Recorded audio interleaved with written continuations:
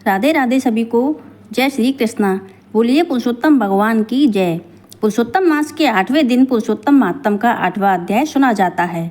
इस अध्याय को सुनने से, इस कथा को सुनने से भगवान श्री कृष्ण अपनी पूर्ण कृपा बरसा देते हैं और जीवन के सारे दुखों का नाश कर देते हैं।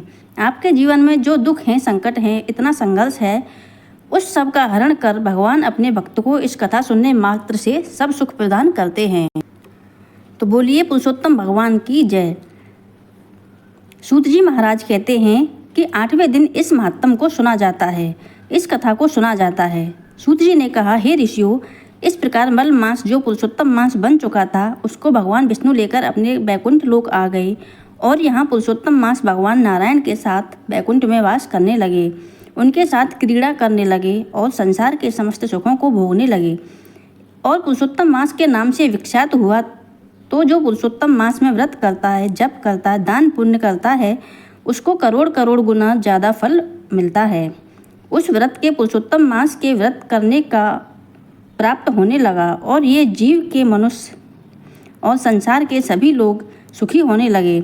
इस प्रकार भगवान के बैकुंठ में उस पुरुषोत्तम मास का वास हो गया और भगवान श्री कृष्ण यहाँ युधिष्ठिर को, द्रौपदी को, अर्जुन को, भीम को, नकुल, सहदेव को बता रहे।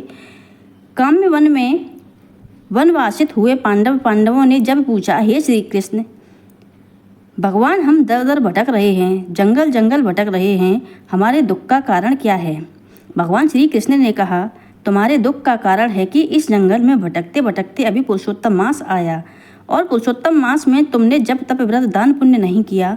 यदि आप अपने जीवन में इस पुरुषोत्तम मास में जप तप पुण्य धर्म कर्म नहीं करते तो हे पांडवों, आपके जीवन के संकट कैसे कटेंगे? अब तो समय बीत गया, पुरुषोत्तम मास चला गया है, लेकिन आपके दुख का एक कारण और बताता हूँ। ये जो द्रौपदी है, ये पूर्व जन्म में मेधावी ऋषि की पुत्री थी और मेधावी ऋषि की एक ही कन्या थी, बड़ी सुंदर सुशील, और 12 वर्ष को पार कर कर जैसे ही ये बड़ी हुई विवाह के योग्य, तो इसको विवाह योग्य वर नहीं मिला, इसलिए बड़ी दुखी रहने लगी।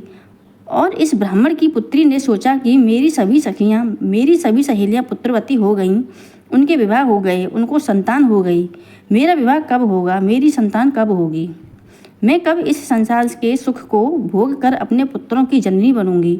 और अपनी बेटी को चिंतित देखकर यह मेधावी ऋषि अपनी बेटी के वर की तलाश के लिए भूमि पर भ्रमण करने लगे, लेकिन उनको कहीं अपनी पुत्री के योग्य वर की प्राप्ति नहीं हुई और इसी चिंता से ग्रसित होकर वो रुग्ण हो गए। उनको बीमारी में आकर घेर लिया। जोर जोर से अपनी पुत्री की चिंता के कारण, विवाह की चिंता के कारण वो जोर जोर से रोने लगे। हे नाथ, हे श्री कृष्ण, उनके शरीर में ज्वर हो गया, असहनीय पीड़ा, दर्द प्रारंभ हो गया और जैसे ही पुत्री ने देखा मेरे पिता धरती पर गिरे हैं, दौड़कर पुत्री ने अपने पिता मेधावी ऋषि को गोद में रख लिया और उस समय, हे श्री कृष्ण, मुझे संसार रूपी समुद्र से मेरी रक्षा करो। हे कृष्ण, हे देव, हे श्री हरि नारायण पुरुषोत्तम। इस प्रकार उस मेधावी ऋषि ने जब हरि का स्मरण किया तो हरि का स्मरण करते करते अपना शरीर अपनी बेटी की गोद में त्याग दिया। उसी समय भगवान ने बैकुंठ से भगवान के पार्षद आए और मेधावी ऋषि की इस जीव आत्मा को सीधे बैकुंठ को ले गए। और यहाँ पुत्री जोर जोर से रोने लगी कि मेरा ना कोई भाई है, ना मेरी माँ है, और ना मैं तो पहले से ही इस शरीर को छोड़कर चली गई, आज पिता भी छोड़कर चले गए, मैं अकेले इस जीवन को लेकर क्या करूँगी। जोर जोर से रोने लगी और कन्या के इस रोने की आवाज़ सुनकर जंगल के सभी ब्राह्मण ऋषि मुनि चले आए। ऋषि मुनियों ने समझाया कि पुत्री तू चिंता मत कर, भगवान की नियति, भगवान का विश्वास कर। और यहाँ पुत्री को समझाकर सभी ऋषि मुनि ब्राह्मणों ने उस मेधावी ऋषि का अंतिम संस्कार कर दिया। संस्कार करने के पश्चात सभी ऋषि अपने अपने स्थानों पर लौट गए और यहाँ पुत्री अकेली बैठी हुई है। उसने अपने हृदय में धैर्य धारण किया और सूत जी से कहते हैं, यहीं पर आकर पुरुषोत्तम मास के 8वें दिन का अध्याय समाप्त होता है। इस कथा को सच्ची निष्ठा से सुनना, उसके सभी दुख संकटों को श्री कृष्ण पुरुषोत्तम हर लेते हैं। बोलो पुरुषोत्तम मास की जय। तो हमारे आज का अध्याय यहीं समाप्त होता है। आपको मेरी कथा कैसी लगी कमेंट बॉक्स में कमेंट करके ज़रूर बताएं। बोलिए पुरुषोत्तम मास की जय, श्री हरि विष्णु की जय, बोलिए श्री कृष्ण भगवान की जय। पुरुषोत्तम मास में सुनी जाने वाली कहानी। बोलिए पुरुषोत्तम भगवान की जय। किसी गांव में एक सास बहू रहती थी। पुरुषोत्तम का महीना आया तो सास ने अपने बहू से कहा, बहू, कल से पुरुषोत्तम मास का महीना है, मैं रोज़ पुरुषोत्तम स्नान किया करूँगी। सास की बात सुनकर बहू ने पूछा, माँ जी, यह पुरुषोत्तम का महीना क्या होता है? मुझे भी इसके बारे में जानना है। तब सास ने कहा, बहू, जिस महीने में सूर्य की संक्रांति नहीं होती अथवा सूर्य एक राशि से दूसरी राशि में नहीं जाते, वो महीना 2 बार आता है। इसे अधिक मास कहते हैं और यह महीना 3 साल में 1 बार आता है। इस अधिक मास को पुरुषोत्तम मास कहते हैं। यह भगवान विष्णु का सबसे प्रिय महीना होता है। इसमें सुबह जल्दी उठना चाहिए, भगवान नारायण का जप करना चाहिए। तब बहू ने कहा, माँ जी, यह तो मैं जान गई कि पुरुषोत्तम मास क्या होता है, अब यह भी बता दो कि यह नारायण, तारायण और परायण क्या होता है। जब सास ने कहा, बहू, सुबह उठो, नदी तालाब में स्नान करो, फिर वहाँ से जल लेकर सूर्य देव को अर्पित कर दो, इसे नारायण कहते हैं। वहीं ध्रुव तारे के दर्शन करो तो इसे तारायण कहते हैं। अब परायण का मतलब है कि भगवान की पूजा करके दूसरे महीने रामायण या भगवत गीता का पाठ करो, इनकी कथा पढ़ो तथा पुरुषोत्तम भगवान की कथा पढ़ो, इसे परायण कहते हैं।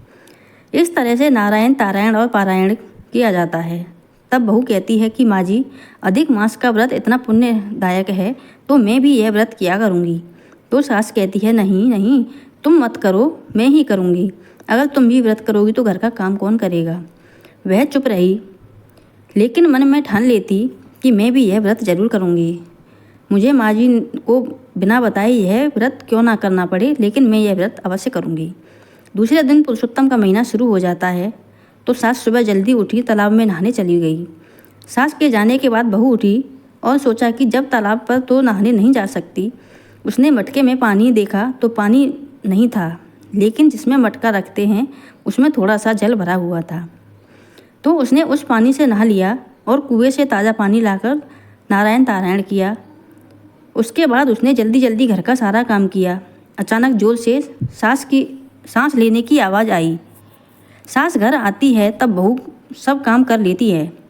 ऐसे करते करते कई दिन निकल गए। एक दिन की बात है, बहू को काम में थोड़ी देर हो गई और वह कुएं से पानी भरने गई। उसने कुएं से पानी भर लिया, लेकिन जैसे ही उसने घड़ा उठाया तो वहाँ घड़े उठे ही नहीं। वह बार बार कोशिश करती लेकिन घड़ा नहीं उठा।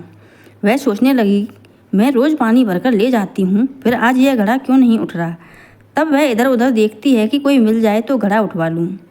तभी उसे एक लड़का दिखाई देता है। वह उस लड़के को बुलाती है और कहती है, भाई, ज़रा मेरी मदद कर दो, मेरा यह घड़ा उठवा दो।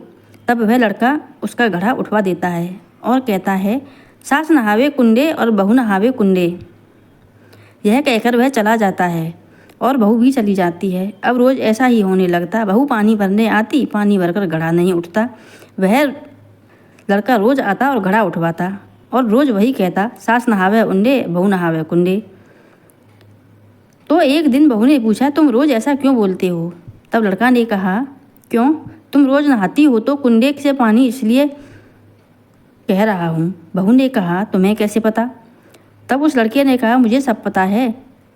तब बहू सोचती है कि मैंने ही कभी कह दिया होगा और इसने सुन लिया होगा। फिर बहू ने कहा, अच्छा यह बताओ तुम्हारा नाम क्या है? तो लड़के ने कहा, क्या करेगी मेरा नाम जानकर, मैंने तुम्हारी मदद करवा दी, वही बहुत है। इस तरह दिन बीतने लगे और बहू रोज़ नाम पूछती, लेकिन लड़का अपना नाम नहीं बताता। एक दिन बहू जिद करने लगी कि अपना नाम बताओ। तो वह लड़का कहता है, ठीक है, मेरा नाम दामोदर है। इधर पुरुषोत्तम भगवान का महीना पूरा होने वाला था तो सास बहू से कहती है, बहू, अधिक मास का महीना समाप्त होने वाला है, मुझे जोड़ा जमाना है, तुम 5 तरह के पकवान बना लेना। यह सुनकर बहू सोच में पड़ जाती है कि अब मैं जोड़ा कैसे जमाऊंगी, कहाँ से जोड़ा लाऊंगी। अगर घर में जोड़ा जमाऊंगी तो सासू माँ को पता चल जाएगा और पता चल गया तो वो गुस्सा करेंगी। इस तरह सोचते सोचते पूरी रात बीत गई और सुबह बहू स्नान पूजा करके कुएं में पानी भरने जाती। दामोदर वहीं बैठा मिलता है। बहू को दुखी देखकर वह पूछता है कि क्या बात है, तुम आज उदास हो? तब बहू ने सारी बात दामोदर को बताई कि पुरुषोत्तम मास खत्म होने वाला है और मुझे जोड़ा जमाना है, तो मैं कैसे जमाऊंगी। तब दामोदर कहता है कि तू चिंता क्यों करती है, मैं आ जाऊंगा। तब बहू कहती है कि मुझे जोड़ा जमाना है, तुम्हारी बहू कहाँ है? तब वह कहता है, तुम चिंता मत करो, वो भी आ जाएगी, तुम बस 2 थाली लगाकर तुलसी वृंदावन में रख देना। और घंटी बजा देना, हम आ जाएंगे। बहू को कुछ समझ में नहीं आता। वह कहती है, तुम कैसे जाओगे? तुम्हें क्या मेरा घर पता है? तब दामोदर ने कहा, तुम चिंता मत करो, जैसा मैंने कहा है बस वैसा ही करना। अब तुम घर जाओ, चिंता मत करो। फिर बहू चली जाती है और जल्दी जल्दी सारा काम करती है। भोजन बनाती है। फिर सास से कहती है, सासू माँ अपने जोड़े को बुला लाओ, भोजन तैयार है। फिर सासू माँ ब्राह्मण ब्राह्मणी को जोड़े से बुलाती है और उन्हें बिठाकर भोजन परोसती है। इधर बहू दो थाली लगाकर पीछे के दरवाजे से तुलसी में रख देती है, घंटी बजा देती है। तब दामोदर अपनी पत्नी को लेकर बहू के घर आते हैं जीमने के लिए। वह उन दोनों को बिठाती है और भोजन करवाती है। सासू माँ ब्राह्मण ब्राह्मणी को भोजन जमा कर आती है और रसोई में अपने जोड़े को भोग लगाकर चौक में सासू माँ के जोड़े को खाना रख दे आती है और रसोई में दामोदर और उसकी पत्नी जीमते हैं। फिर सासू माँ का जोड़ा जीम लेता है तो बहू देखती है कि सासू माँ जोड़े को पैसे दे रही है दक्षिणा के रूप में और कपड़े भी दे रही है। तब बहू रसोई के अंदर आती है और सोचती है, अब मेरे पास तो कुछ नहीं है दक्षिणा में देने के लिए, मेरा व्रत तो अधूरा रह जाएगा। जब दामोदर उसे सोचता हुआ देखते हैं तो उसे पूछते हैं कि क्या हुआ, अब किस चिंता में पड़ गई? तब वह उससे कहती है, मैंने तुम्हें भोजन तो करा दिया, लेकिन अब मैं तुम्हें दक्षिणा कैसे दूँ, मेरे पास तो कुछ भी नहीं है। तो दामोदर ने कहा, कोई बात नहीं, ऐसा करो, तुम 2 तुलसी के पत्ते तोड़ लाओ और मेरे हाथ में रख दो। तब वह जाती है और तुलसी के 2 पत्ते तोड़कर लाती है। पत्ता दामोदर के हाथ में रखती है और पत्ता उसकी पत्नी के हाथ में रख देती है। वह तुलसी का पत्ता रखकर जैसे ही पीछे होती है तो तुलसी का पत्ता सोने का सिक्का बन जाता है। बहू यह देखकर बहुत आश्चर्य में पड़ गई। फिर वह दामोदर से पूछती है, सच सच बताओ तुम कौन हो? तब दामोदर कहता है कि तुमने मुझे अभी तक नहीं पहचाना, मैं कृष्ण भगवान हूँ और यह मेरी पत्नी रुक्मणी है, जिसके लिए तुम पुरुषोत्तम मास का व्रत करती हो। इतना कहकर भगवान बहू को अपना विराट रूप दिखा देते हैं। भगवान का यह रूप देखकर वह धन्य रह जाती है और भगवान से माफ़ी मांगती है। कहती है, भगवान मुझे माफ़ कर दो, मैं अज्ञानी हूँ, मैंने आपको नहीं पहचाना। रोज़ आपसे पानी का घड़ा उठवाती रही। वह बार बार माफ़ी मांगती रही। भगवान ने आशीर्वाद देकर वहाँ से चले जाते हैं। उधर सास का जोड़ा भी चला जाता है। तब सास अंदर आती है और बहू से कहती है, बहू चलो हम भी भोजन कर लें। रसोई में जाती है तो देखती है जिस थाली में दामोदर और उसकी पत्नी ने खाना खाया वह तो हीरे मोती से भरी है और जिसमें पानी पिया वह लोटा भी सोने का हो गया। भगवान का पद चिन्ह बने हुए थे। सास यह सब देखकर आश्चर्य में पड़ जाती है और बहू से पूछती है, बहू यह सब क्या है? फिर बहू डरते डरते अपनी सास को सब बात बता देती है। तब सास ने कहा, बहू तुझ पर तो पुरुषोत्तम भगवान की कृपा हो गई। भगवान ने तुझे साक्षात दर्शन दिए हैं, जोड़े में आकर तुझे दर्शन दिए हैं, खुद तेरे यहाँ आकर भोजन किया है, तेरे भंडार भर दिए। इस तरह सास बहू का अधिक मास पूरा होता है। भगवान की कृपा से यहाँ अन्य धन के भंडार भर जाते हैं, उनकी सब मनोकामनाएं पूर्ण हो जाती हैं। जय हो पुरुषोत्तम भगवान की, जय हो पुरुषोत्तम भगवान की। तो आपको यह पुरुषोत्तम मास की कहानी कैसी लगी कमेंट बॉक्स में कमेंट करके ज़रूर बताएं। तो ऐसी ही हम आपके लिए अच्छी अच्छी कहानियाँ लाते रहेंगे। आप सभी मेरे चैनल को लाइक शेयर एंड सब्सक्राइब कर लें। तो बोलिए पुरुषोत्तम भगवान की जय।